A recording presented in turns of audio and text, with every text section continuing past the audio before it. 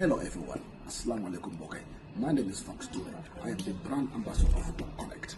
I use Top Connect to send money to my family from UK to the Gambia, and also I use Top Connect to send money to some of my relatives in Ghana and Senegal. Top Connect is fast, secure and reliable, and then you can get money to your families within few minutes. With Top Connect, you are safe. Top Connect is a solution to your financial guidance. With Top Connect, you can be connected worldwide. Top Connect Nyokoyor. So do Top Connect FM. But Top Connect Fasa. The charging fee is zero. We charge zero to remit money all over the world. With Top Connect, your finances are secured. Thank you very much. Honorable members, I now invite the Honorable Minister for Finance and Economic Affairs to take the podium and table his bill. Honorable Minister.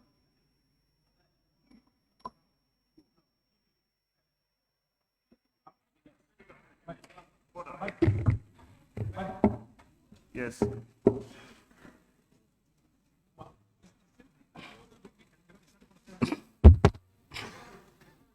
Minister. Law Fladu, yes? What are you up to? Oh.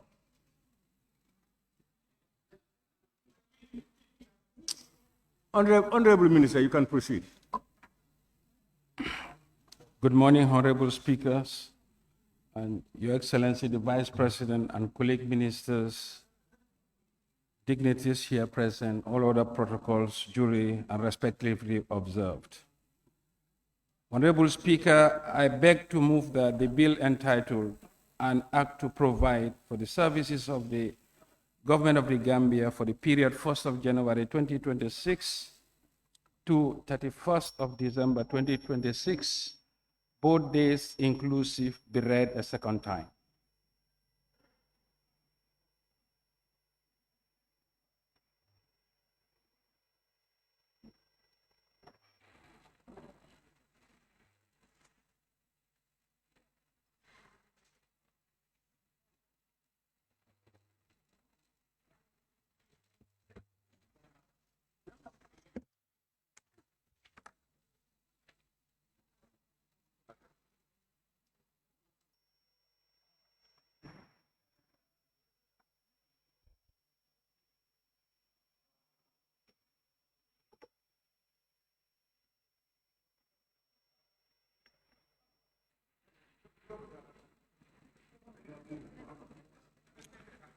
Yeah.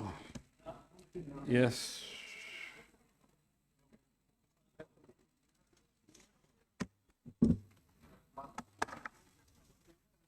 It's okay. It's okay.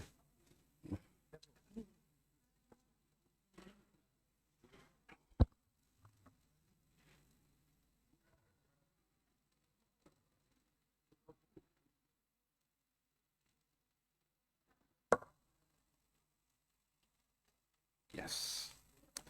Honorable Speaker, the government of the Gambia, under the leadership of His Excellency, the President Adama Barrow, remain committed to advancing public financial management reforms aimed at improving service delivery to the Gambian people.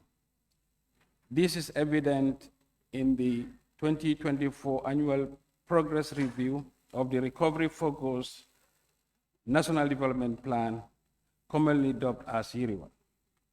The review highlighted significant progress in macroeconomic management, infrastructure development, increased access to electricity, and establishment of schools outside a 2-kilometer radius of existing ones. The global economy is characterized by increased fragmentation and protectionism. Consequently, growth is forecasted to slow from 3.3% in 2024 to 3.2% in 2025, and further to 3.1% in 2026. On the domestic front, economic performance has gained momentum. Real GDP is estimated at 5.9% in 2025 compared to 5.6% in 2024. This is supported by macroeconomic stability, enhanced agricultural productivity, government commitment to close the infrastructure deficit, growth in tourism arrivals, and robust inflow of remittances. These compare favorably to the sub-Saharan African average of 3.9% in 2024 and 4% in 2025 and 4.2% in 2026. The sustained tight monetary policy rate of 17% since August 2023 by the Central Bank of the Gambia and improved domestic supply conditions have successfully reduced the inflation from 10% in September 2024 to 7.4% in September 2025 and declined further to 7% as of October 2025. The rate of the depreciation of the dollar has slowed down in 2025 compared to a year ago. In the first 9 months of 2025, it has narrowed to 5.2% for the US dollar, 10% for the euro, and 9.7% for the CFA, compared to the same period last year, in which 10.5%, 15.5%, and 11.1% was recorded for the US dollar, euro, and CFA, respectively. His Excellency Adama Barrow, the President, is championing the implementation of domestic resource mobilization reforms to foster sustainable growth, promote economic diversification, and enhancing resilience against external shocks as the country moves towards the 2026 and beyond. Revenue performance has been robust over the years, with tax revenue exceeding target. Resultantly, tax to GDP is estimated to increase to 12% in 2025 and is projected to reach 13.2% in 2026. This expected improvement is due to the ongoing and planned reform measures being implemented by the government. However, it remains below the OECD and Sub-Saharan African average of 34% and 16% in 2024, respectively. In the medium term, domestic resource mobilization target is to reach the Sub-Saharan African average. On the public expenditure, despite fiscal pressures, the government has completed construction of phase 1 and 2 of the OIC road with 35% domestic funding. The Kiang West, which is 87 kilometers, Nyomi Hakalang, 85 kilometers, are completed, and the ongoing Kabada road of 102 kilometers roads are fully funded from domestic resources. In addition, the government has embarked on the construction of key priority roads network with total length of 365 kilometers.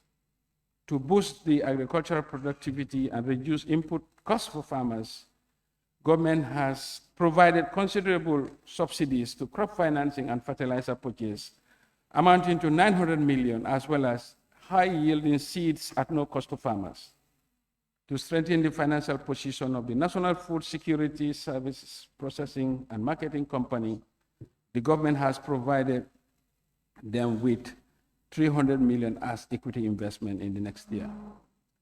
The government has subsidized the electricity sector to the tune of 1.3 billion in 2024 and allocated 1 billion in 2025 and 2026 budgets. And currently, the arrears of car power has been fully paid by the government in collaboration with partners.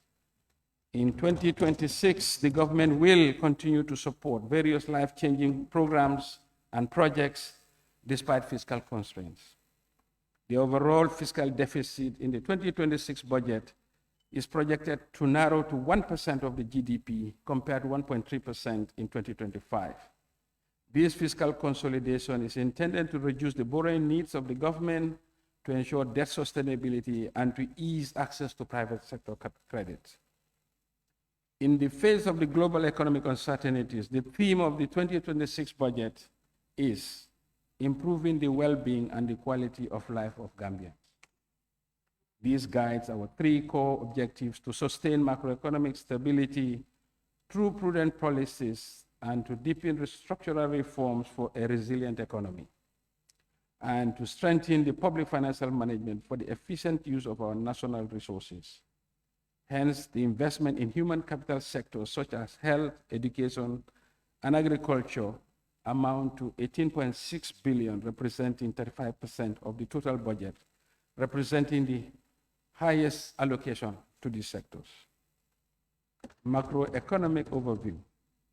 Honorable Speaker, developments in the global economy, despite the tariff shocks being less severe than initially anticipated, uncertainty regarding the stability and direction of the global economy has intensified. As a result, global growth is forecasted to slow from 3.3% in 2024 to 3.2% in 2025 and further to 3.1% in 2026. The slowdown reflects uncertainties ranging from cuts to development aid and increased fragmentation and protectionism. Growth in advanced economies is projected to be 1.6% in 2025 and 2026, in line with the United States slowing to 2% in 2025 and gain slightly 2.1% in 2026. The weak growth is on account of policy uncertainties, higher trade barriers, and lower growth in both the labor force and employment. In sub-Saharan Africa, growth is expected to remain unchanged in 2025 from 4.1% in 2024 and is expected to pick up to 4.4% in 2026. The global inflation is expected to decline to 4.2% in 2025 and to 3.7% in 2026, with notable variation across regions and countries. The global outlook is faced with prolonged uncertainty, more protectionism, and labor supply shocks, fiscal vulnerabilities, potential financial market corrections, and the erosion of institutions could threaten stability. Developments in the domestic economy. Honorable Speaker, the recovery process in the domestic economy continues to gain momentum. Consequently, the real GDP is expected to grow to 5.9% in 2025, following a preliminary projections of 5.6% in 2024. This will be supported by slower inflation, a stable exchange rate, booming construction activities, enhanced agricultural productivity, ongoing growth in tourism arrivals, and robust remittance inflows. This year's agricultural season has benefited from above average rainfall, coupled with support by the government and development partners. Similarly, growth in the livestock subsector, fishing and aquaculture are estimated to be resilient. While the forestry and the logging subsector is expected to register a modest growth due to policy position on the ban of timber export. Overall, agriculture sector is expected to grow by 5.1% in 2025. Growth of the industrial sector is estimated to reach 6% in 2025 compared to 5.3% recorded in 2024. This is being supported by government's commitment to close the infrastructure deficit and robust inflows of remittances. On the electricity, the gradual increase in domestic generation and the operationalization of the 225 kilowatt hour transmission line and import diversifications have improved supply side. The mining and manufacturing subsectors are estimated to sustain the growth on account of increased construction activities and local demand. The service sector is estimated to expand by 6% in 2025. This is supported by the initiatives from the Gambia Tourism Board and other sector players. Wholesale and retail trade is being driven by rising consumer spending following the stabilization of prices and increased diaspora remittances. Transport sector is benefiting from the robust infrastructure development and enhanced ferry services. Information and communication is benefiting from stiff competition among the mobile network operators and the increasing data usage, while financial and insurance is riding on improved bank capitalization and robust growth in the fintech sector. On the price stability, the declining global commodity prices, coupled with the sustained tight monetary policy stand by the central bank, has triggered moderation in inflation pressures. Inflation has been consistently declining in the first 6 months. However, an uptick was witnessed in July and August. As of end September 2025, a decline was observed and is expected to remain on a downward trend by the year end. Exchange rate stability has been restored, supported by forex policy introduced in 2023, increased tourist receipts, and steady inflows of private remittances. The continued implementation of the domestic resource mobilization reforms is bearing fruits. Domestic revenue collection for the first 9 months of 2025 amounted to 28.8 billion against a target of 22 billion. Relative to the same period in 2024, domestic revenue recorded a growth of 22%. Tax collection exceeded target by 15% as of end of September 2025, while non-tax underperformed. Grant disbursements are on track. Overall, the revenue and grants outturn is anticipated to be on target. And we are pleased to inform that the GRA has outperformed their current year performance, and they have met their annual target as of end of November. On the spending side, the implementation of the 2025 budget faced pressures related to the 2024 outstanding commitments of about $690 million, which were carried over to 2025. On budgeted transfers linked to earmarked revenues of about 1.6 billion and contingent liabilities from the state-owned enterprises. Total expenditure for the first 9 months of 2025 stood at 36.3 billion, representing an execution rate of 103% against target. However, due to reprioritization, overall expenditure is expected to be within budget by the year end.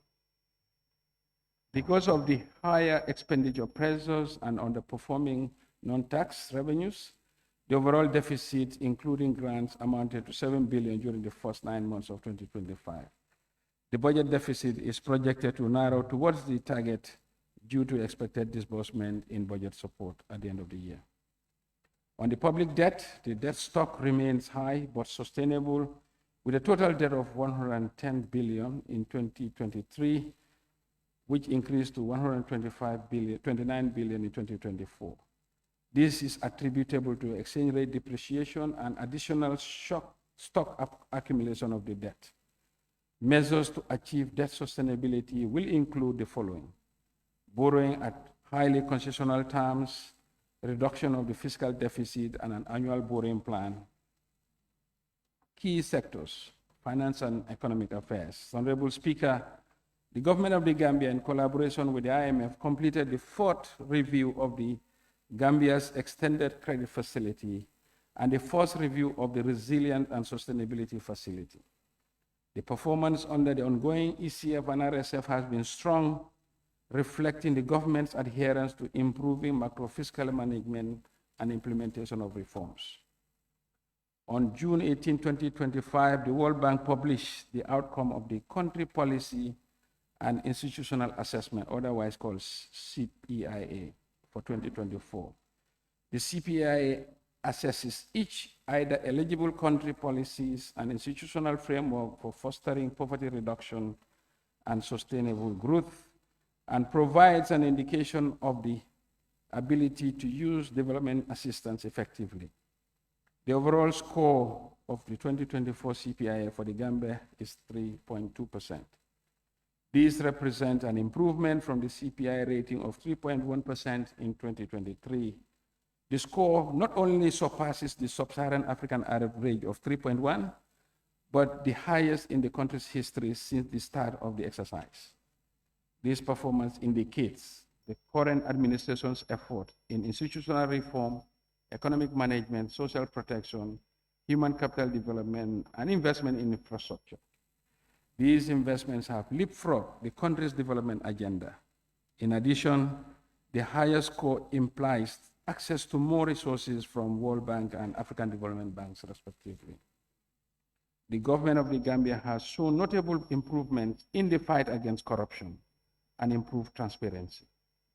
In 2024, the Corruption Perception Index, CPI, published by the Transparency International, indicated a score of 38, and the score in 2016 was 26, and the highest in the last 10 years.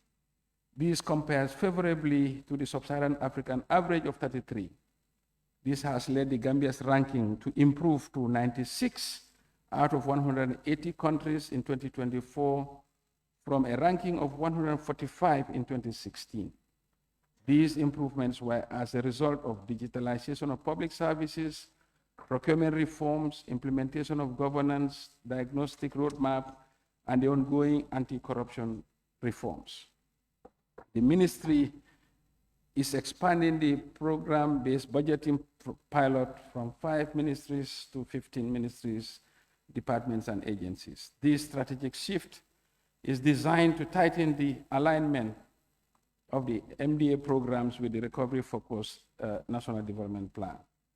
This will ensure that the MDAs are focused on outputs rather than inputs, enhance effectiveness of public spending, and ensure that they directly serve our national priorities.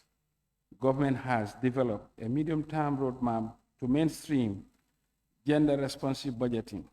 This initiative will integrate gender analysis into policy and budgetary decisions to address inequalities and advance gender equality.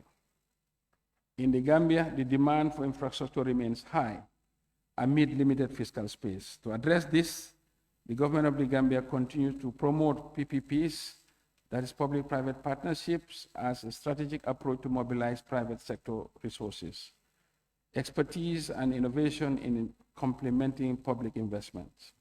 In this regard, the government of the Gambia made progress in advancing the national PPP bill.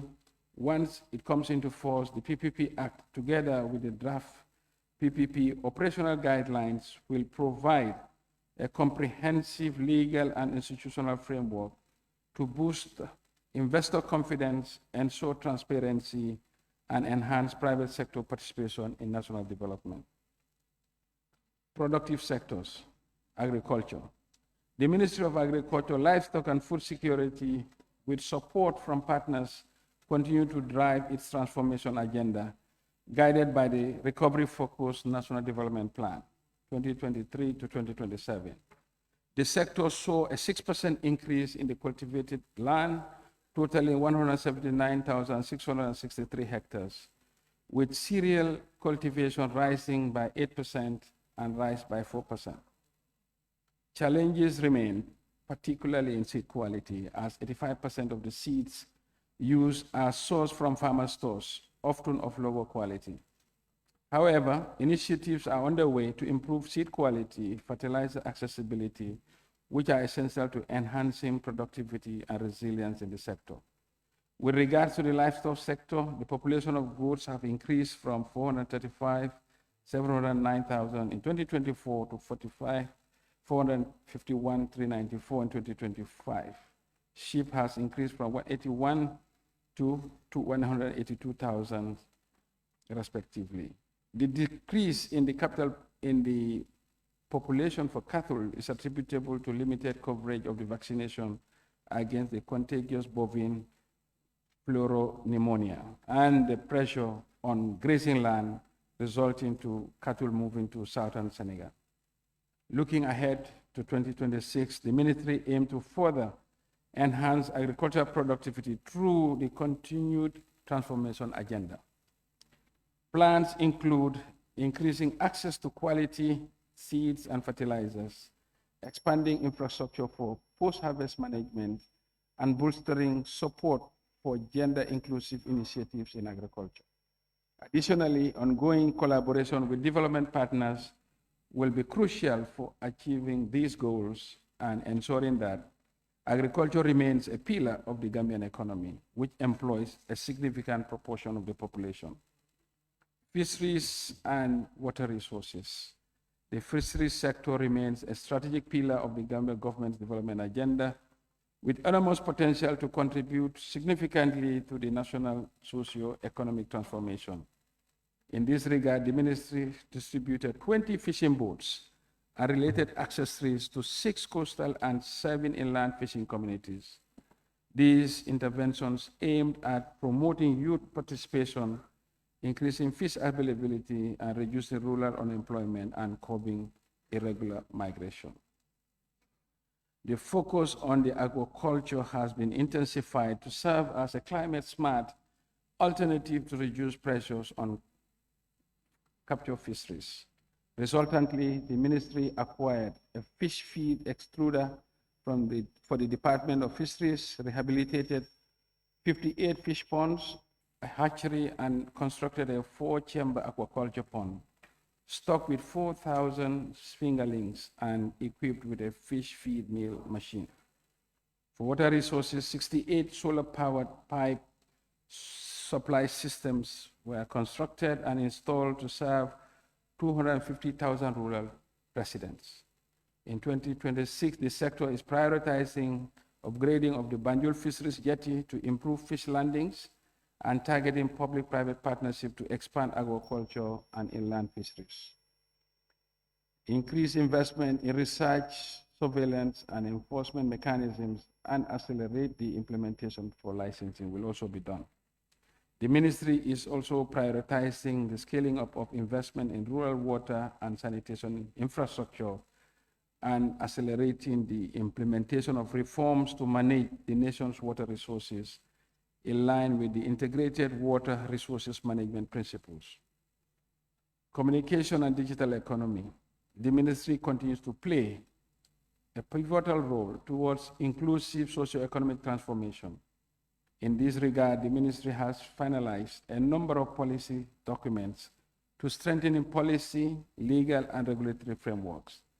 These include Digital Government Policy and Roadmap 2025 to 2035, the National Data Policy, the Digital Startup Policy, the Draft Postal and Courier Service Policy as well.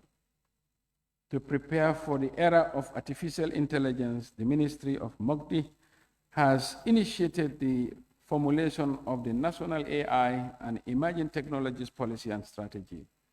These will promote ethical, effective use of AI across all sectors. In 2026, the ministry will prioritize the integration and interoperability challenges in the payment space. Strengthen national connectivity by rolling out of a second subsea fiber optic cable. The ministry will spearhead the development of an enterprise architecture framework to ensure interoperability of government systems and rolling out MyGov. On cybersecurity and cybercrime prevention, the Government Security Operations Center, which is currently under establishment, is expected to provide robust support for cybercrime management. Tourism and culture. The ministry has actively participated in 6 major international expos, host heritage-focused tours, fostering academic and cultural exchange while continuing collaboration with prominent Gambians on the global stage to promote the Destination Gambia. The sector has successfully hosted the inaugural international conference with National Association of Nigerian Travel Agencies and partnered with ValueJet to launch direct flights from Nigeria in May 2025. On arts and culture, the sector completed the refurbishment of Fort Bullen Site Museum, rehabilitated the Mogo Park Memorial Obelisk at Same Karantaba, and launched UNESCO-funded initiative to inventory 90 intangible cultural elements in CRR North and South. The ministry plans to intensify strategic investments, heritage preservation, and inclusive policies in 2026.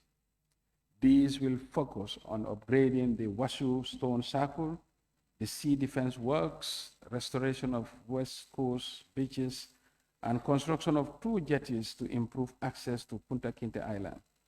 The sector will implement the 5-year marketing and branding strategy action plan to reach 298,042 tourist arrivals in 2026, a milestone that will move us closer to the recovery-focused NDP arrival target. Trade, Industry, Regional Integration, and Employment Ministry. This ministry is advancing industrial and diversification policy to drive structural transformation, expand manufacturing capability, and diversify exports beyond traditional commodities. This policy will align industrial incentives, regulatory reforms, and investment promotion strategies with the African Continental Free Trade Agreement, opportunities and goods markets, and the global market trends. On the regional integration matters, the ministry is working with Senegal and Guinea-Bissau to sign a trade and transit cooperation agreement. This cooperation agreement aims at facilitating trade among 3 countries for the benefits of the citizens. The 2026 budget will prioritize investments that transform strategic corridors into manufacturing and trade gateways, modernize agricultural values chains for food security and export. These include scaling up the medium, small, and medium-sized enterprise through financing, skills, and market linkages, upgrade rural markets to inclusive, climate-resilient commercial hubs, and implement policy reforms that diversify our economy and attract sustainable investment. Transport, works, and infrastructure. Honorable Speaker, the project for the rehabilitation of roads, drainage, and sewage in Banjul is now in its final stages of completion. With regard to the ongoing projects, the 50-kilometer urban roads are progressing well and most of them near completion. Similarly, significant progress has been registered in the Bani Salikenye Njabakunda Road, Brufut Madiana Banyaka, and Kunkuja Mariama roads, standing at 85% and 87% respectively. In total, 365 key priority roads in 8 lots nationwide were constructed with an overall completion rate of 70%. On the maritime subsector, the pavement of the acquired properties in Havdai have improved the waiting times for the clearing of goods and cargo from the port of Banjul from 343 hours to now 82 hours. The legal framework for the aviation sector reforms has been revised and validated. The bill establishing the various options are expected to be enacted by the National Assembly shortly. In the upcoming year, the ministry plans to scale up the implementation of phase 3 of the OIC road. These will address most of the safety deficiencies and the issues relating to the congestion of roundabouts and some of the heavily traveled intersections. The Sanyang Deep Sea Port project is expected to commence early next year. This project has the potential to attract bigger and deeper draft vessels with huge opportunities to impact on the freight charges. On the airport modernization, the ministry plans to construct an ultra-modern passenger terminal building with other related airport infrastructure. This is expected to be implemented through a public-private partnership. Honorable Speaker, the single-lane South Bank Road from Yundum at the airport to Bullock will be converted into a dual carriageway. The IDB has already provided grant funding for the feasibility study, which is at advanced stage. Work is expected to commence upon completion of the study in 2026. This will reduce the congestion on this busy segment of the road and also generate increased commercial activity along the corridor. Petroleum and Energy and Mines Ministry.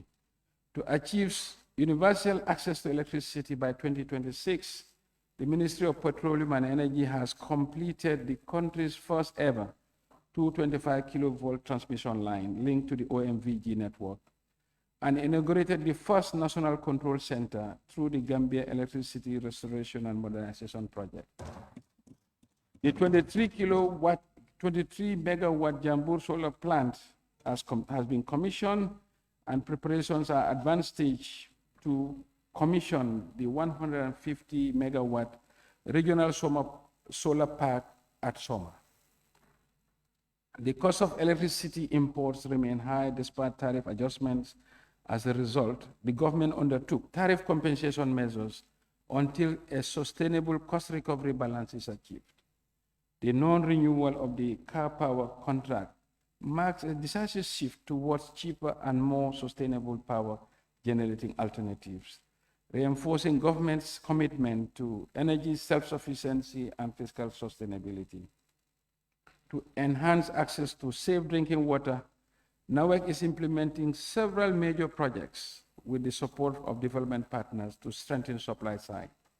These include the separation of the water and electricity units to improve operational efficiency, expand the OGAS platform to phase 2, and add new service stations in Brusubi Annex and Yorobao, and venture into liquefied petroleum gas market for the first time. In 2026, the ministry will implement the ECOWAS fuel directives and support the establishment of a national petroleum testing laboratory. On geology, the ministry will establish a national mining policy, introduce a mining cadastral system, and amend the Mines and Quarries Act of 2005. Quarry regulations will be finalized to improve governance in the sector. Social sectors, Ministry of Basic and Secondary Education. The Ministry of Basic and Secondary Education has made significant progress in advancing equitable quality education and human capital development.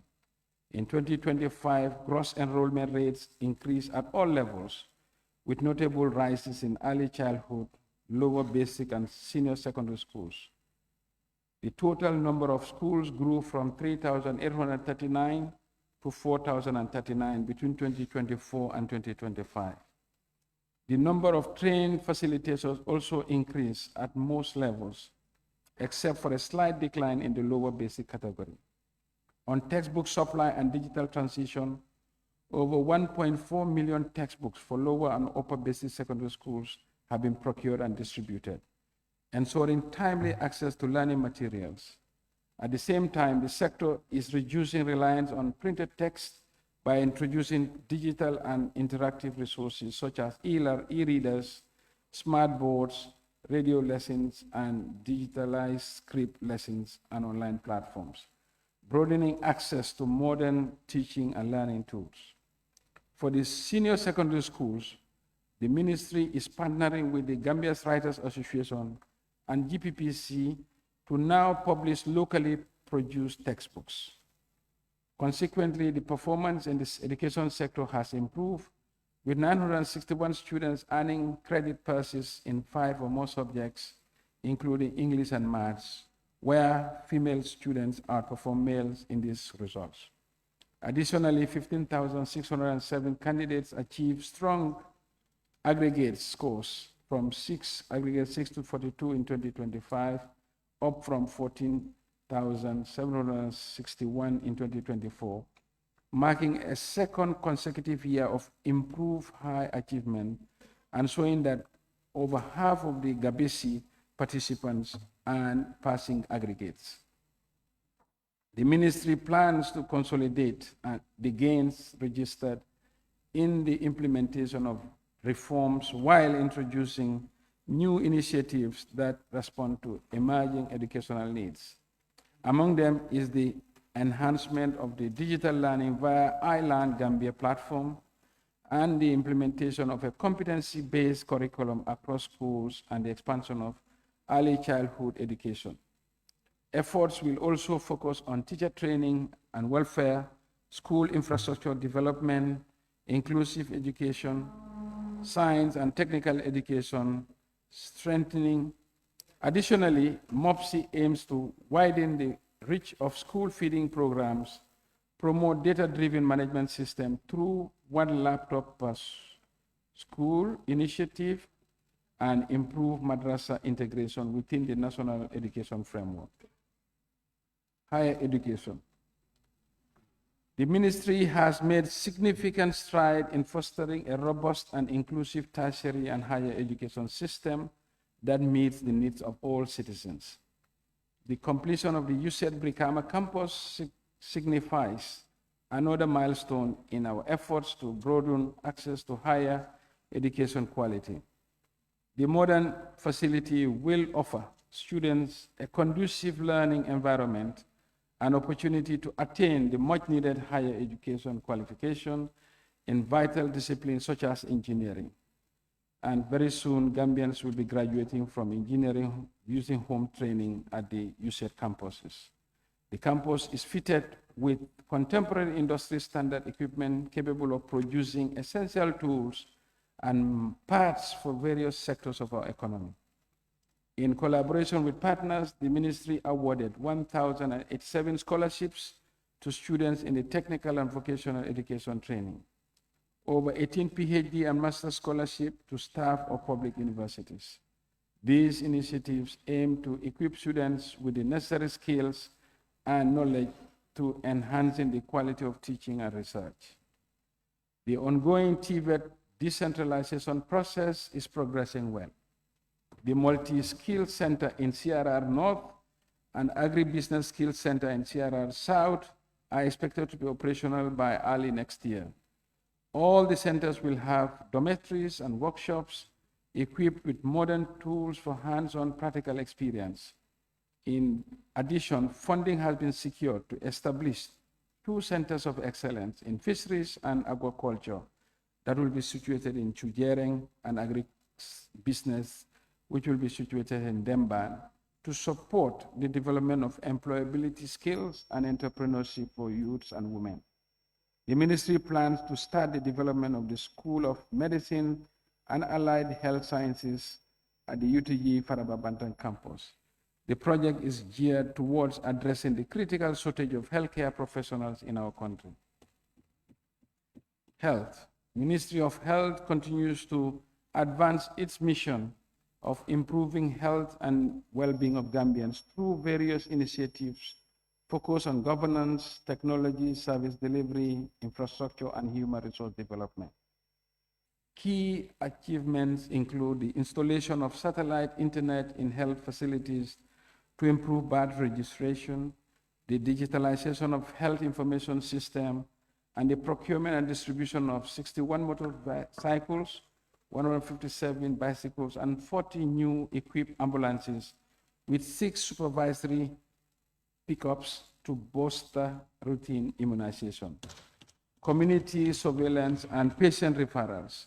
With regard to the health infrastructure, improvements include refurbishment of key health facilities and the construction of new health centers, along the establishment of a national drug and food testing lab. Additionally, 42 state-enrolled community health nurse midwives graduated, and the National Health Insurance Scheme was rolled out. Looking ahead to 2026, the ministry intends to continue efforts to promote universal health coverage and improve service delivery. Key initiatives will focus on expanding the National Health Insurance Schemes to more facilities, ensuring timely emergency medical responses with the procurement of additional ambulances, and further investment in the health infrastructure through the refurbishment of existing facilities and construction of new health posts. The ministry will also scale up training of personnel in order to streamline the service and improve the quality of health care service delivery.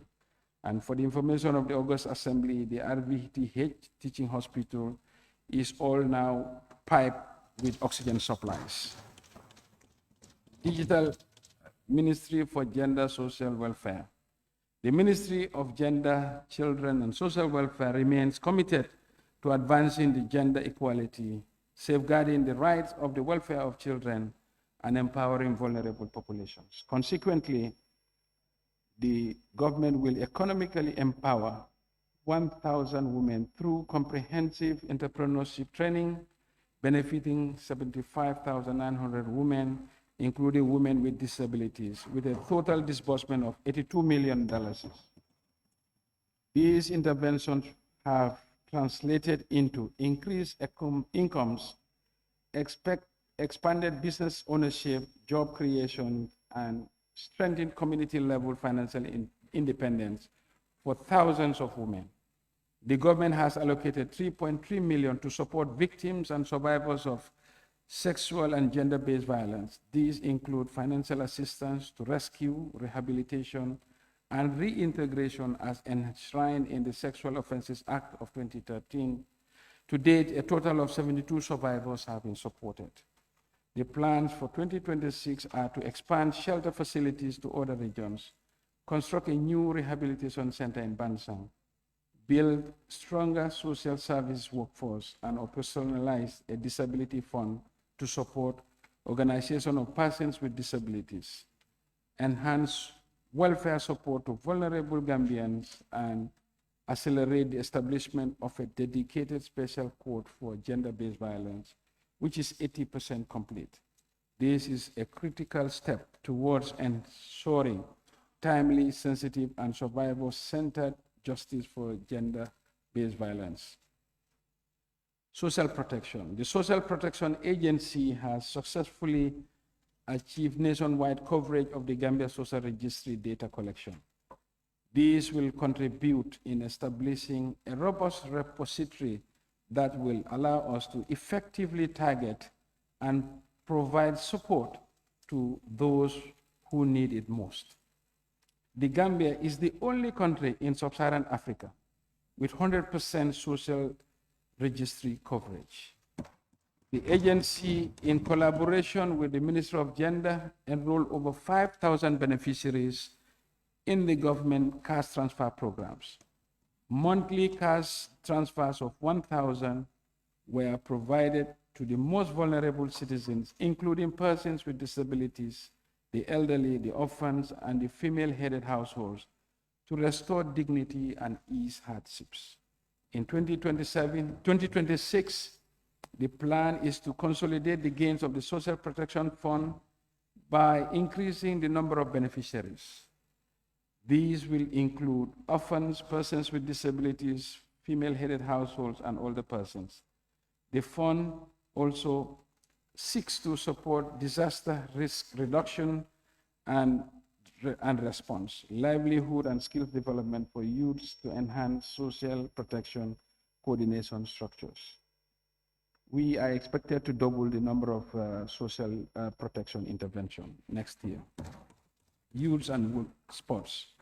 The Ministry of Youth and Sports continue to play a critical role in the advancing of the national development by empowering young people and strengthening sports, entrepreneurship, peace building, and employability initiatives. In collaboration with partners, the ministry directly benefited 2,427 youth and women, including vulnerable groups and returning migrants. A total of 50 youths were trained on agricultural transformation and entrepreneurship. The National Youth Service Scheme recruited 200 corps members, deploying 100 out-of-school youth in entrepreneurship and apprenticeship programs, and supporting university student graduates through a new one-year paid internship program. In 2026, the ministry will prioritize completing the stadium rehabilitation, expanding mini stadia, enhancing technical training, and increasing international exposure. Plans are underway to recruit 60 new trainees, expand food processing and value addition programs, and introducing biogas production as a sustainable energy initiative. In addition, scaling aquaculture programs and commercial egg production with 3,000 layers chicks and purchasing modern vehicles and farming equipment. These interventions are expected to strengthen the agribusiness and promote youth self-reliance. Cross-cutting sectors. Ministry of Interior will continue to reform the Gambia Police Force. In this regard, a comprehensive reform agenda was launched in January 2025, and new policies are implemented, such as the Police Bill 2024, the Gambia Police Force Strategic Plan 2024 to 2028, and new police doctrines on ethics, gender mainstreaming, and public assembly policing. The Gambia Immigration Department constructed new border posts, deployed mobile teams for passport issuance domestically and abroad, and intercepted 1,343 migrants attempting irregular migration. Regarding the prisons department, 293 inmates graduated with vital vocational skills and advanced staff training. On drugs, the Drug Law Enforcement Agency have registered 627 drug cases in the first half of 2025, leading to a significant drop in Kush-related hospitalizations. A new drug control bill was drafted to amend the Drug Control Act and with support from ECOWAS. The construction of the Gambia's first drug treatment and rehabilitation center in Tranquil has commenced.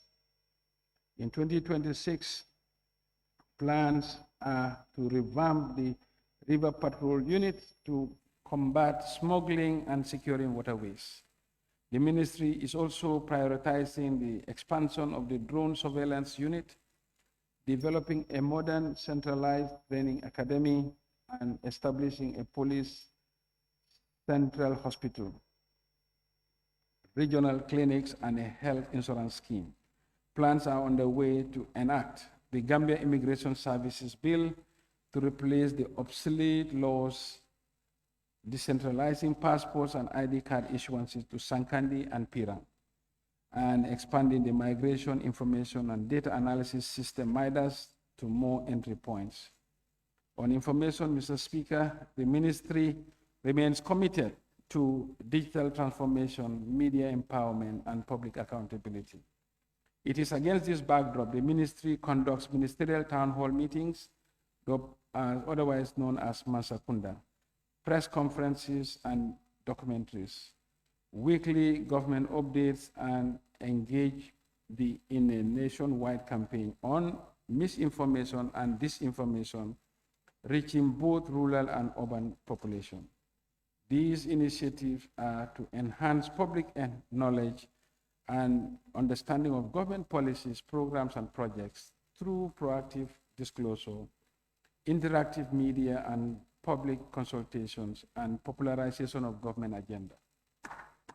The policy and legal reforms are ongoing in the sector to align the media broadcasting policies and legislation with international best practice, promote transparency, and foster a well-informed society. Thus, the enactment of the Information and Media Broadcasting Bill and its related regulations on the access to information law. The strategic priorities in 2026 will focus on reforming the Department of Information Services and repositioning it to be a vibrant public information service provider. These will ensure that citizens are consistently informed about government activities and policies to foster a more open, accountable, and dynamic information environment. Establish a central media accreditation committee that will ensure that competent persons of high moral integrity will be providing information to the public. Justice. The government of the Gambia has established the Reparation Commission as part of efforts to implement the TRRC recommendations. This commission is mandated to administer reparations to victims of past human rights violations, advance national healing, and promote justice. The Gambia government has initiated the implementation of Special Prosecutor's Office and the Anti-Corruption Commission, both of which were established through legislative enactment by the National Assembly to address high-profile TRRC-related cases and to strengthen the fight against corruption. The recruitment of the Anti-Corruption Commission members is at its final stages, after which the appointments will be submitted to the National Assembly for approval, reaffirming government's strong commitment to operationalize the commission and ensuring credible anti-corruption commission. And for the information of the August Assembly, the National Assembly has confirmed the appointment of the 3 commissioners brought to this House. To strengthen service delivery and accountability in upcoming year, the ministry is prioritizing the introduction of a comprehensive case management system. This digital platform will address inefficiencies such as duplicated efforts and lost case files, while laying the foundation for an integrated justice system. The Ministry for Public Service, Administrative Reform, Policy Coordination and Delivery. I otherwise call this ministry the Ministry of the Government. As part of the civil service reform, the ministry and partners have carried out a functional review of the MDAs to streamline and rationalize the overlapping role conflicts with a view of making government more efficient and effective. Similarly, a capacity gap assessment was conducted with relevant cadres. This is geared towards formulating competency development programs relevant to these cadres. Recently, staff audits were carried out at three of the biggest ministries, respectively, Ministry of Basic Education, Ministry of Health, and Ministry of Agriculture. This will help to keep track of the attrition rate and manage the wage bill. In 2026, there are plans to link the biometric systems to the government payroll and an executive dashboard for the executive. This will strengthen accountability and reduce absenteeism. The dashboard will offer the executive timely updates on all projects, especially the flagship ones. Ministry of Environment, Climate Change, and Wildlife. Honorable Speaker, this ministry made significant strides in enhancing the management of the country's natural resources and mitigating climate-related risks. Key achievements include successful launch of the Resilient Gambia project, which aims to promote mangrove restoration and community livelihood initiatives. The ministry also advanced the formulation of the Climate Change Act and updated the National Climate Change Policy. The review of the Gambia Biodiversity Strategy and Action Plan for 2025 to 2035 was initiated with a view to aligning it with the Montreal Global Biodiversity Framework. On forestry matters, the Department of Forestry increased the total protected areas dedicated to flora and fauna from 86,981 to 113,086 hectares. The focus on the community-based forestry enterprises led to the establishment of 20 new businesses utilizing non-timber forest products, fostering both ecological sustainability and economic opportunity among local communities. Looking ahead to 2026, the ministry plans to continue the momentum by implementing an updated climate change policies and further enhancing biodiversity conservation measures. Efforts will target encroachment and illegal dumping while supporting the training of local communities. With a commitment to sustainable practices, the ministry aims to strengthen environmental governance, promote biodiversity, and foster resilient livelihoods. Lands and regional government. The Ministry of Lands, Regional Government, and Religious Affairs continue to advance local land governance, institutional reforms, and digital transformation.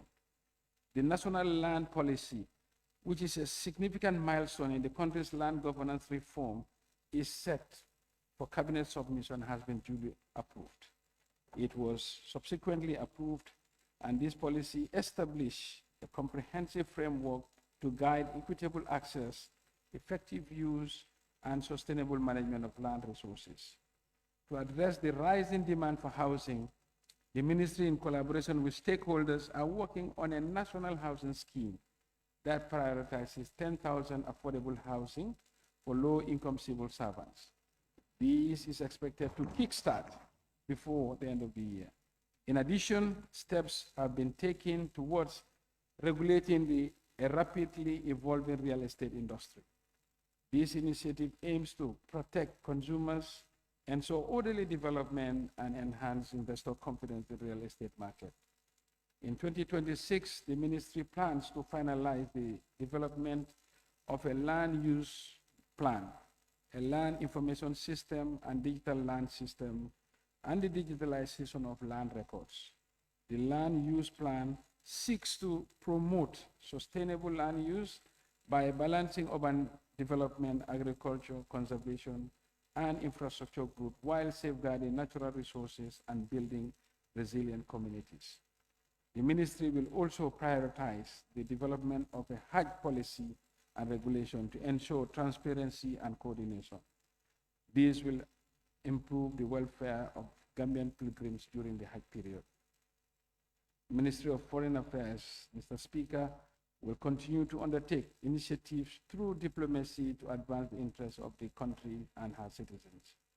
The Gambia remains active internationally, especially as the chair of the OIC, to expand engagements, cooperations, and peaceful conflict resolutions. Migration is still a key priority of the government. Resultantly, the ministry hosted the first global forum on missing migrants under the Rabat process. The event brought together 120 delegates from Africa, Europe, and international organizations to address the critical issue of missing and deceased migrants. The ministry plans to expedite the implementation of the reforms in 2026. Central to the reforms is the development of a foreign service bill. These will be geared towards institutional strengthening with emphasis on capacity building and improving service conditions for foreign service officers. Data and statistics. The Gambia Bureau of Statistics continue to play a vital role in generating reliable data that will inform national planning, policy formulation, and development programs. The Bureau has successfully conducted an economic census field data collection to establish a statistical business register and develop a sample for business enterprise survey. Moreover, number of surveys were conducted. Among them is the labor force survey, which provides vital information on employment, underemployment, and informal sector dynamics. In addition, the business enterprise survey is essential to improving national accounts estimates, particularly to rebase the GDP from a base year of 2013 to 2024. Our current GDP is lagging by more than 10 years. This is recommended for every 5 years, but to capture key emerging sectors of the economy, thereby producing GDP figures that are reflective of the economic conditions. State-owned enterprises. The Gambia government has strengthened oversight of the functions of the state-owned enterprises through the State Enterprise Commission. With focus on performance and institutional reform, the Commission has negotiated and signed 7 performance contracts with key SOEs. This is geared towards establishing measurable targets, timelines, and responsibility mechanisms. These agreements are not merely administrative formalities, they serve as binding covenants that link operational autonomy to measurable outcomes. Through the rigorous monitoring of these contracts, the Commission is actively shifting the SOEs from a posture of inefficiency to accountability and ensuring that the public resources yield tangible return for the Gambian people. And we are pleased to inform the August Assembly, with the work of the Commission, the combined losses of the SOEs have been reduced by half. Looking ahead, the State-Owned Enterprise Commission will continue to prioritize rigorous performance contract management, transparent governance, and measurable outcomes. These will be supported by the SOE regulations and a code of conduct of good corporate governance. Mr. Speaker, we now turn our attention to medium-term macroeconomic and fiscal outlook for 2026, our GDP. The medium-term outlook remains positive with solid growth prospects. Real GDP growth is projected at 5.5% in 2026 and an average of 5.1% in the medium term. These will benefit from the acceleration of structural reforms as outlined in the NDP. Growing digitalization of the economy and envisage macroeconomic stability on account of easing inflation and exchange rate pressures. The agricultural sector is expected to sustain a robust growth momentum, building on current government and on the current government and the development partners' initiatives, such as distribution of matching grants, continued fertilizer support, and the use of high-yield crops, and enhanced groundnut price support. Livestock sector will be supported through scaling up disease management and control as well as research. Growth in this industry will be driven by the completion of ongoing construction of roads, plans to initiate new projects, and resilient remittance inflows. And retained funds are expected to be anchored in the private sector funded projects. The completion of the 225 kilovolt transmission line is expected to enhance the power purchase and sales and reduce distribution losses and increase the efficiency in the energy sector. The service sector is expected to expand, assuming a broader macroeconomic stability in 2026. Beyond stability, growth will be driven by rebuilding the modernization of tourism infrastructures, attracting both new arrivals and repeaters through destination marketing, broadening the tourism package, as well as to carve out a niche market by the GT board. Inflation. The inflationary pressures are expected to ease in 2026 and in the medium term. This will be supported by easing of global commodity prices, the restrictive monetary policy stance, and growth in domestic production and continued fiscal consolidation efforts by the government. The exchange rate stability is expected to be sustained in the medium term, supported by the enhanced foreign exchange policy, tourism revenues, remittances, and disbursements from development partners. Fiscal outlook, revenue and grants. In the medium term, strong revenue performance will be supported by ongoing policy reforms, growing digitalization of the economy, and broader economic stability. Revenue and grants are expected to total 50.3 billion in 2026, with 32.2 billion coming from domestic sources and 18.1 from external sources.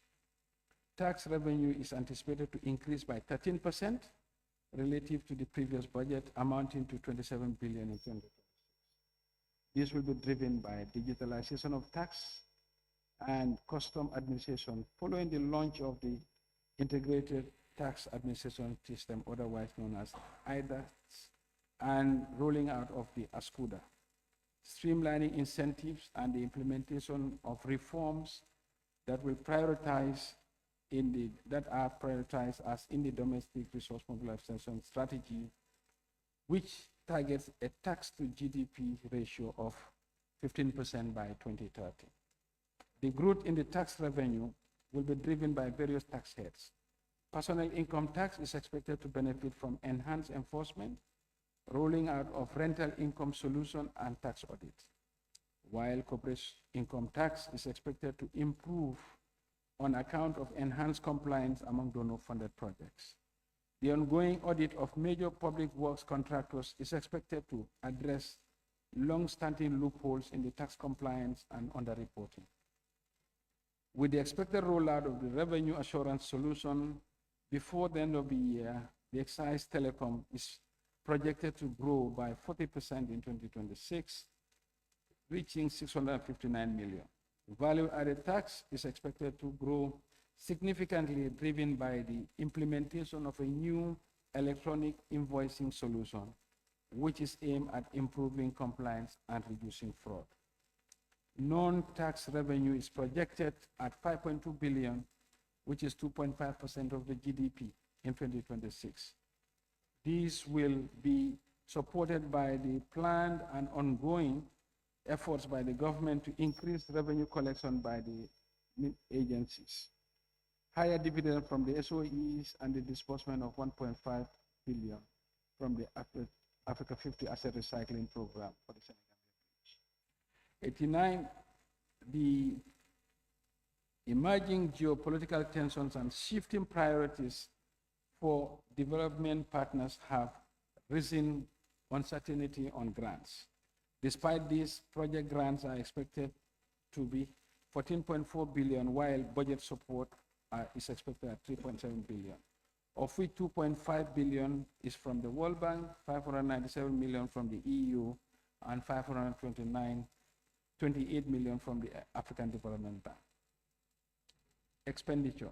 In 2026, total expenditure is expected to reach 52.4 billion, representing a nominal growth of 12% relative to the 2025 budget.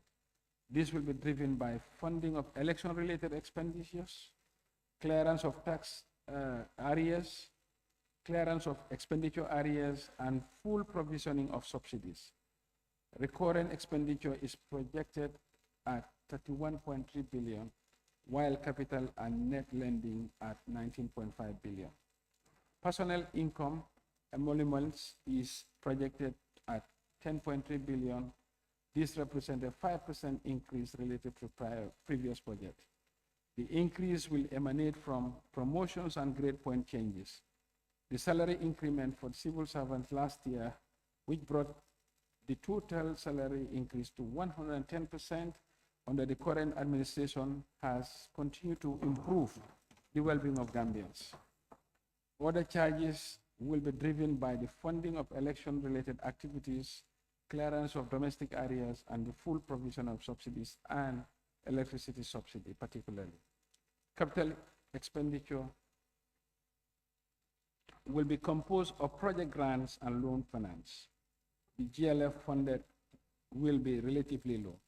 However, most of the projects, particularly roads, are now being financed through resources mobilized by the National Road Authority under the National Road Fund under the Ministry of Transport. To ensure fiscal sustainability in the medium term, the Trust of the Medium Term Expenditure Fiscal Framework, the MTEF, is expected to keep expenditure growth below that of the nominal GDP. However, the medium-term fiscal consolidation is supported by reforms on the program-based budgeting, which is a pilot from last year, rationalizing redundant agencies, prioritizing investment, and overhauling the SOEs and strengthening their management over the medium term. Budget deficit and financing. In 2026, the government targeted an overall deficit of 2.1 billion, which is 1% of the GDP. This is the lowest deficit. This lower deficit target than the previous envisaged year arises from the need to contain domestic borrowing, and it has been the lowest deficit in the last 10 years. This consolidation path strikes a balance between still high debt vulnerabilities and needed development spending. The group financing need will be met through issuing long-term debt instrument, the Resilient and Sustainability Fund on Land Facility, rolling out short-term and concessional external debt. Public debt. To reduce debt vulnerabilities, the government will ensure debt to GDP is on a downward trend in the short to medium term. To realize this, government will continue bolstering domestic resource mobilization, strictly adhering to the agreed external borrowing plan, and ensuring that the SOEs and the PPPs do not give rise to undue fiscal risks and contingent liabilities. Resultantly, the public and publicly guaranteed debt is projected at 68.8% of the GDP in 2026 and is expected to gradually trend downwards to 58.4% by 2028. Risk to the budget. The 2026 budget is subject to downward risks, which have the potential to cause deviations. These risks may arise from global sources such as rising geopolitical and trade tensions, triggering global commodity price volatility, and the realization of these could affect macro variables that were used to anchor the budget. On the domestic front, key risks may stem from potential fiscal slippages in the run-up to the 2026 election, elevated SOE-related contingent liabilities, and the risks of rising domestic debt servicing costs, which could crowd out priority spending in the absence of robust grant support. Shifting priorities of the development partners could also affect previously supported programs on governance, health, and energy. More frequent natural disasters are threatening to damage the infrastructure and livelihood, requiring unbudgeted government interventions.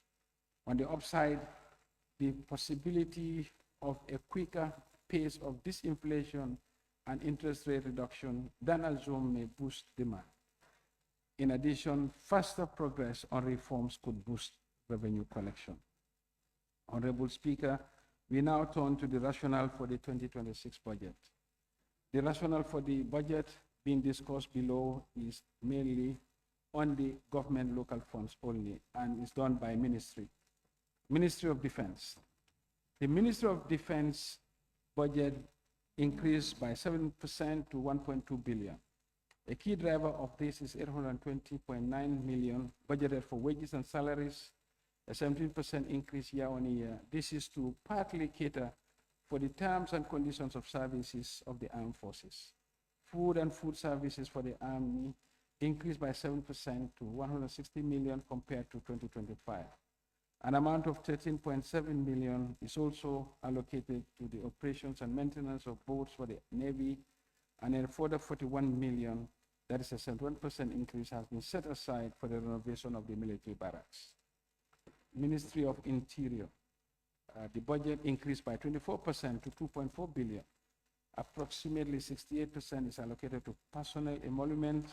Goods and services account for 538 billion, a significant increase from 2025. About 50% of the food and food services budget is for the police, 47 for the prisons, and the amount of 50 million has been budgeted for the prisons to cater for the feeding of prisoners. The budget also includes 38 million for passports and ID cards and 10.5 million for the construction of police stations. A subvention of 180 million is allocated to the Drug Law Enforcement Agency to continue the fight against drugs. Ministry of Tourism and Culture, Arts and Culture. This ministry's budget increased by 9% to 59.3 million. Key areas include wages and salaries, which is 9.5 million, and buildings and structures, 6 million. About 4 million of the 6 million budgeted for buildings and structures is to support the revamping of the Jufure Island. The ministry continues to oversee the Tourism Diversification and Resilience Project. The GT board generates revenue for the tourism development levy, expected to amount to about 200 million in 2026 for additional investment in the sector. Ministry of Foreign Affairs budget increased by 8% to 2.1 billion, largely due to the 99 million increase in personnel emoluments to cater for embassy allowances. This includes 61 million for the construction of Chancery in Abuja and Dakar. The other increases are recorded for embassy rents, that's 89 million, purchase of fuel and lubricants, 4.2 million, and water and sewage, 3.7 million, respectively. The Ministry of Finance and Economic Affairs budget is 2.3 billion, which is a reduction of 5% from 2025. This decline is mainly due to decreases in subvention to non-financial institutions, public financial institutions, that is a reduction of 29%, and the maintenance of buildings facility, 82%. The budget includes 250 million for equity participation and 276 million for the public administration and modernization project. Furthermore, the budget also includes 870 million as subvention to the Gambia Revenue Authority. Ministry of Agriculture's budget is 1.8 billion, indicating a significant increase of 83% or 794.9 million. This is mainly driven by 900 million for input subsidies and organic fertilizer, which is a 77% increase, and 300 million for the capitalization of the GEs. The agriculture budget also includes 75 million for the purchase of tractors, and an additional 50 million has been budgeted for the insurance scheme for farmers under the Gamisar project. Honorable Speaker, we hereby inform the House that this has been the largest allocation to the sector based on our research. Ministry of Transport, Works and Infrastructure. The ministry's budget is 2 billion, which represents a 9% decrease. However, additional resources are available to the ministry to do the NRA levy. The 2026 budget includes 1.58 billion for roads, 215 million for land compensation, and 77 million for consultancies on road constructions. Ministry of Basic and Secondary Education's budget is 5.9 billion, which represents a 16.2 increase. Significant portions of the increase are for subventions and personnel emoluments. Other key items include school improvement grant of 352 million, WIC fees 230 million, and school feeding 250 million. The budget also includes 46 million for the PAM and 24 million for the Gambia National Library Service Authority. Ministry of Health's budget is 3.1 billion, which is a 15% increase compared to the 2025 estimates. About 1.6 billion of this is for the subvention to hospitals, councils, and agencies. Other key items include drugs, dressings, and medical supplies of 241 million, payments to Cuban doctors 150 million, vaccines 50 million, and personnel emoluments 805 million. 50 million has been allocated for the National Health Insurance Scheme for infrastructure. 33.8 million and 22 million are budgeted for health facilities and buildings, respectively. Results-based financing is also catered for with an amount of 20 million. New additions to the Ministry of Health budget include Parato Emergency Treatment Center, 51 million, and Food and Drug Lab, 39 million. Ministry of Youth and Sports. The Ministry of Youth and Sports budget is 146 million, which is an 8.3 increase, which includes allocation of 64.7 million to subvented entities. However, this is not the only resource envelope available to this ministry. The ministry is benefiting from the sports development levy, which is expected to generate about 111 million, and a 5% on the revenue from pool betting, which is estimated to generate 5 million in 2026. In addition, the youth sector is benefiting from scholarships amounting to the tune of 103 million. Ministry of Fisheries, Water Resources. The Ministry of Fisheries, Water Resources budget is 16.6 million, a 7.2% increase.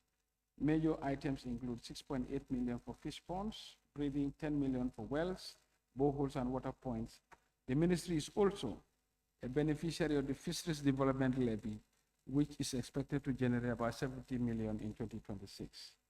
Ministry of Petroleum and Energy's budget is 1.5 billion for 2026, indicating a 19.7% increase compared to the 1.3 billion for 2025.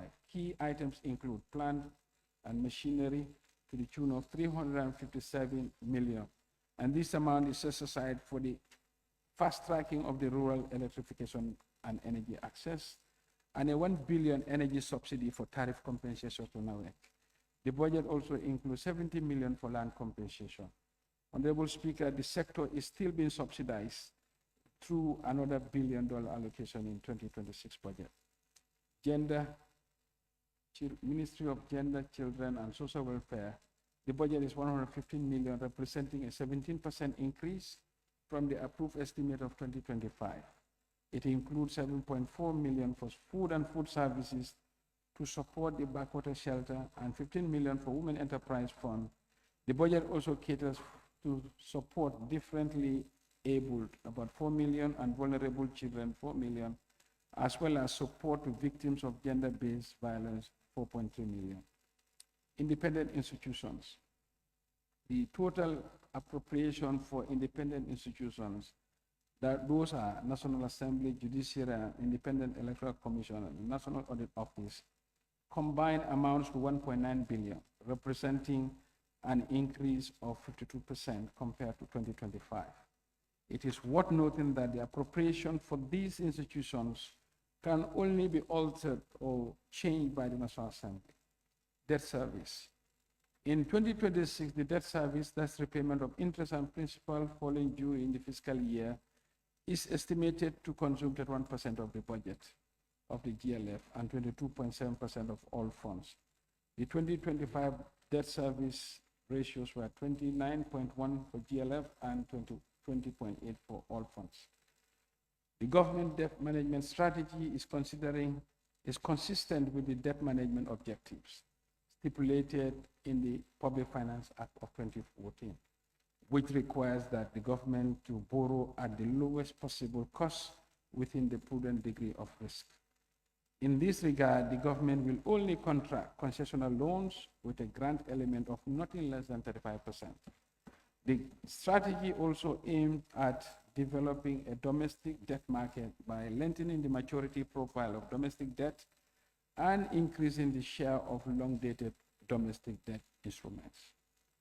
Medium-term policy reforms. Honorable Speaker, to support economic stability and underpin the commitment to fiscal sustainability, the government will implement the following measures. One, strengthen public investment through the institutionalization of medium-term public investment programs for all sectors and ensuring that all public investment pass through the Gambia Strategy Review Board selection criteria. Continue the existing use of key performance indicators to monitor and analyze state-owned enterprise operations. Development of a travel policy for the entire public sector to ensure value for money. Development of a foreign service policy with the aim of rationalizing foreign embassies. Implementation of a domestic resource mobilization strategy that will identify and leverage on the potential sources of revenue and inform medium-term revenue reforms aimed at broadening the tax base. Restructuring and rationalization of solvented entities. Cabinet has approved the revised GAIPA Act 2015 to make it more responsive to fiscal policy and attract high-quality investment in priority sectors. The draft bill has been submitted to the National Assembly for legislative review. Its passage is expected to enhance strategic alignment of investment incentives with the national revenue and development objectives. The Ministry of Finance and Economic Affairs is developing the first tax expenditure report to quantify the revenue foregone through various tax incentives and exemptions, and to provide a clear understanding of the magnitude and distribution of these incentives. The ministry will further rationalize the duty waiver process and strengthen its monitoring to minimize revenue losses. Introduce an electronic invoicing system for the VAT and other taxes aimed at addressing VAT fraud and under-declaration. Going forward, all subvented entities generating revenue must provide evidence of their revenue collection on a quarterly basis to the Ministry of Finance. Allocation for the first quarter will be provided.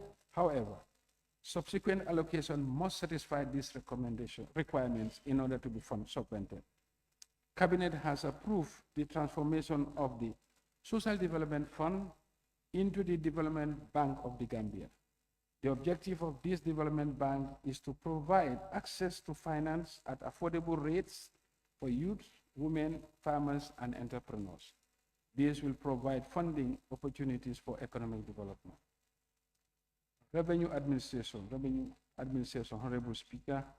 This year marks the beginning of the implementation of the GRA's Corporate Strategic Plan 2025 to 2029.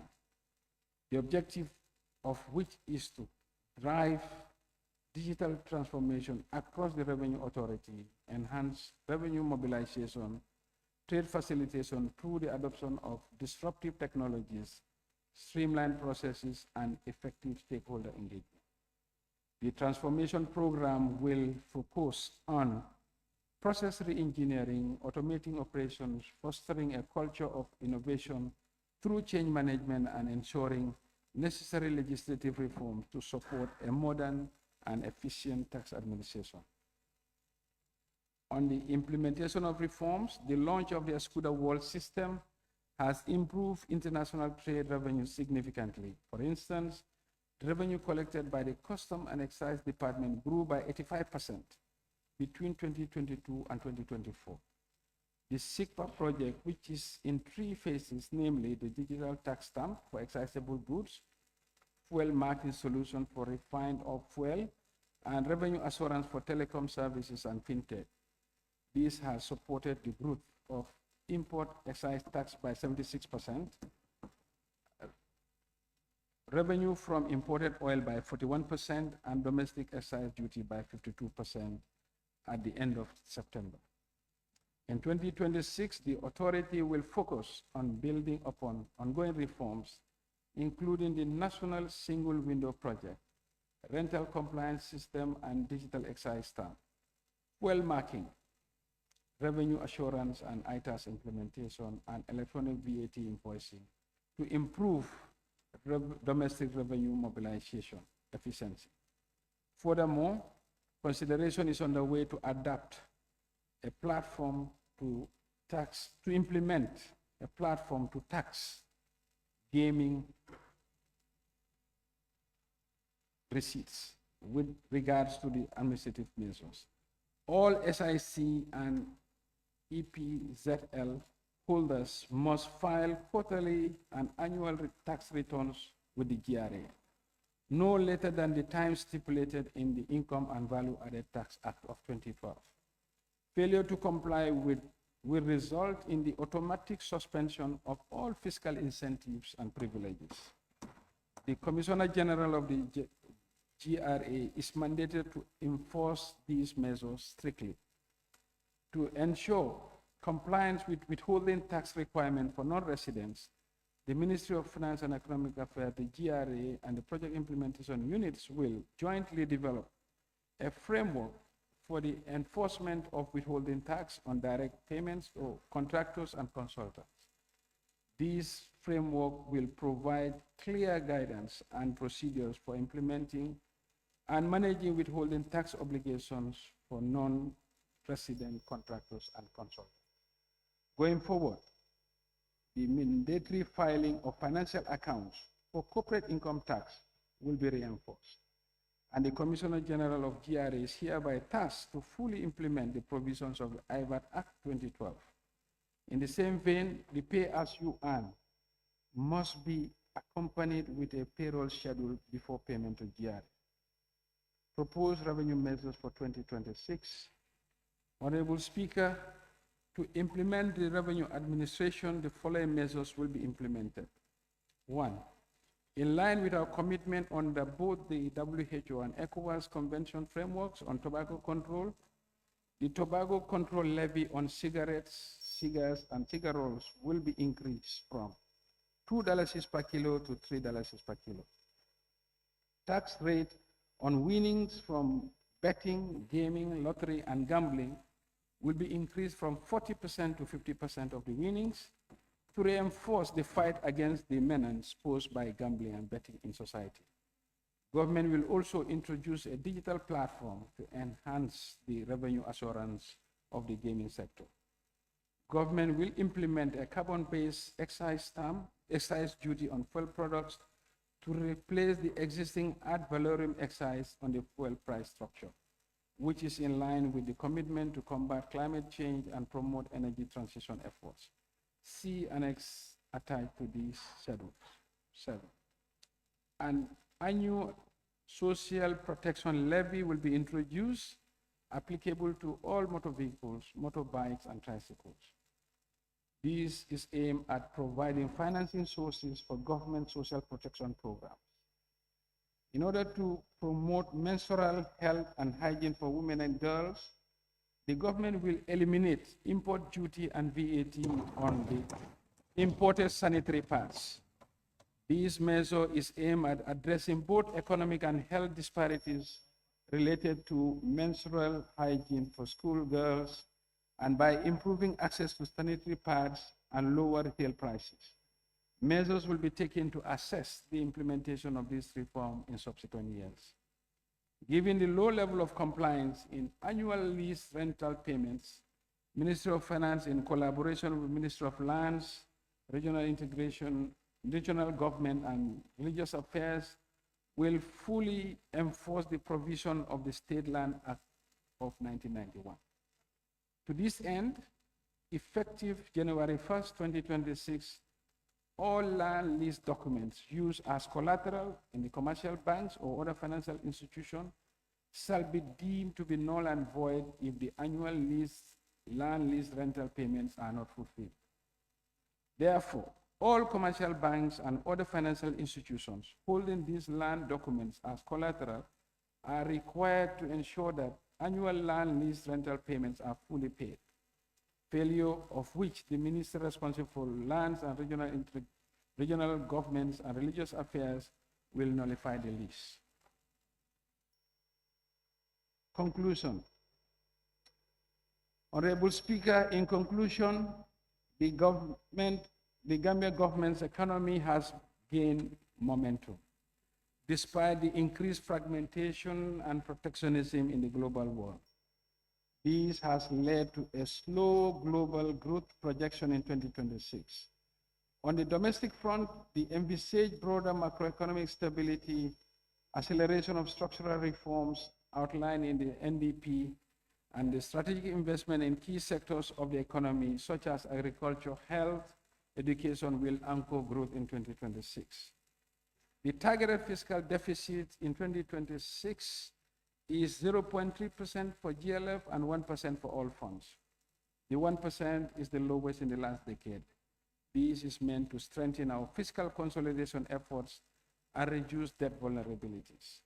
And this consolidation path strikes a delicate balance between still high debt vulnerabilities and the broader goal of inclusive growth and poverty alleviation. The government will continue to pursue domestic resource mobilization reforms to reduce debt vulnerabilities and build fiscal resilience. This will be supported by plans to implement the first domestic resource mobilization strategy starting in 2026. The strategy will facilitate domestic revenue policy implementation through a coordinated approach, guide medium-term revenue policy, and deepen efforts to broaden the tax base. Efforts will also be made to mitigate the impact of contingent liabilities emerging from state-owned enterprises and the PPP transactions. The government remains steadfast in its commitment to fiscal discipline and strategic allocation of public resources. Resultantly, a mandatory baseline reporting costing of all MDAs will be introduced in 2026. This will enable sectors to estimate the minimum costs required to maintain existing programs and services at their current levels, excluding new initiatives or capital projects, unless previously approved. In addition, it will provide a realistic foundation for the budget and help control expenditure growth. The government is compiling a comprehensive and confirmed areas list. Strategies will be put in place to address the issue of areas. The objective is to start the liquidation process in 2026 and is expected to continue in the medium term.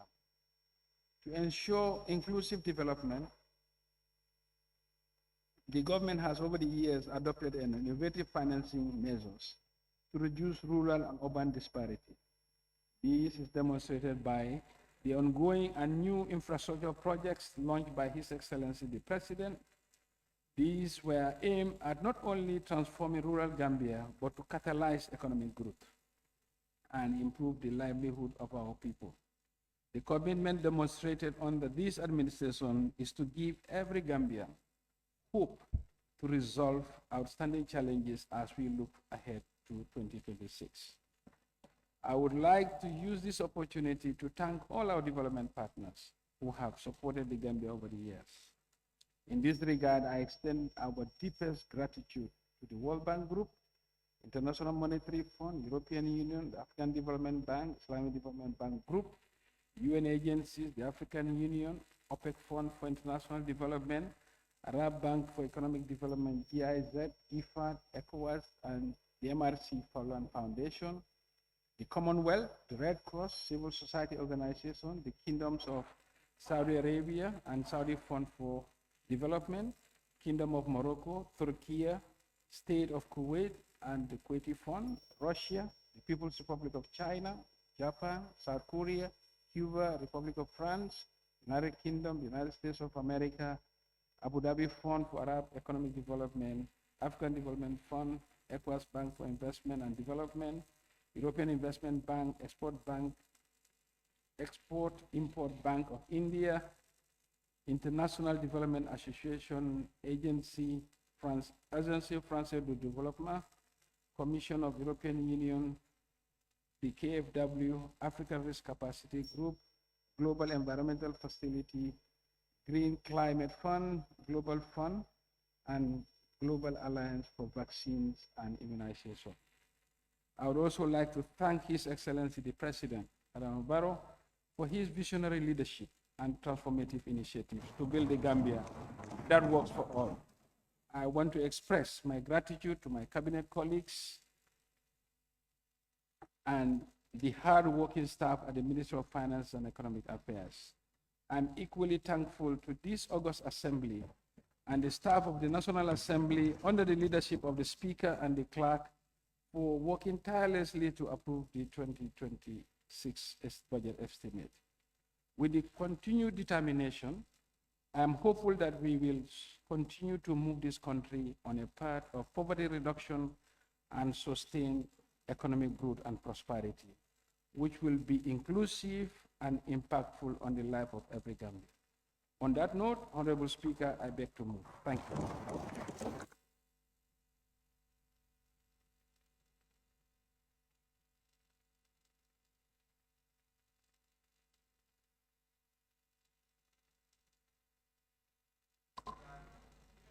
Thank you very much. Honorable members, any seconder?